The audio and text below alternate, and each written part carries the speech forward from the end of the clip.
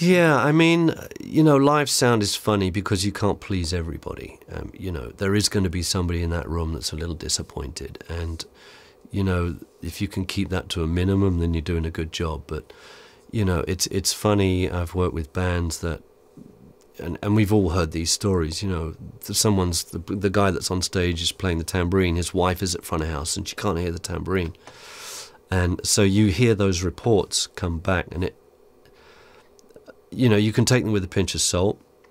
Often I take criticism to heart, and if someone's criticized something, I take it to heart, I take it very personally.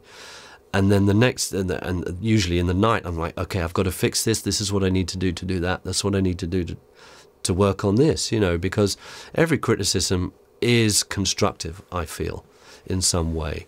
And that goes back to when I was a younger sound engineer, and the manager of a band I worked for in England would always ask for 2 or 3 different things throughout the night, and it was the same things. He'd want the piano up in this bit, the acoustic guitar up, and the backing vocal up in that bit. And I was hearing them where I was hearing them.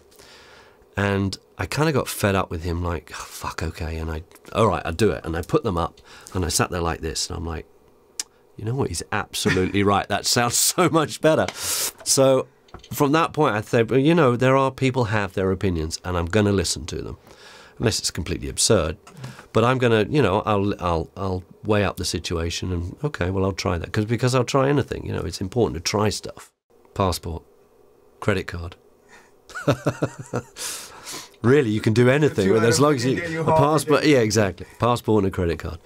I suppose from an audio point of view is wow, 2 things I couldn't. I suppose my USB stick with my show files on for 2 or 3 different consoles, and my iPod.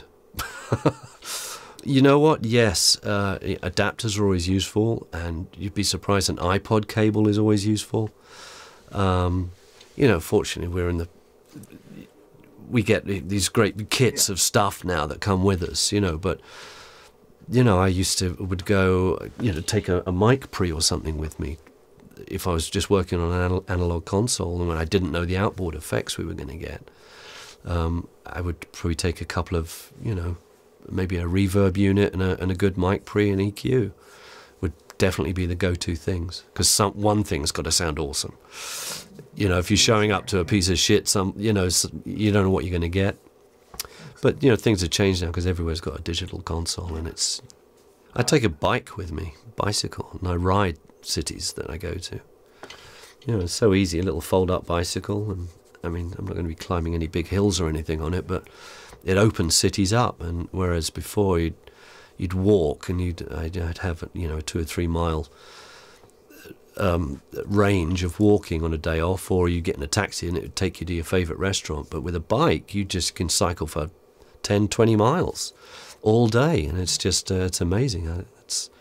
It's exercise, and it's just getting away from it. Well, what you're provided, you know, top shelf tours is certainly better, but I think that's just a personal choice of what you want to put in your body, you know. And if you're on a lower scale tour and there's, you know, pizza every day and hot dogs, then, you know, and then it's time to put your hand in your pocket and go to Whole Foods or somewhere. Yeah.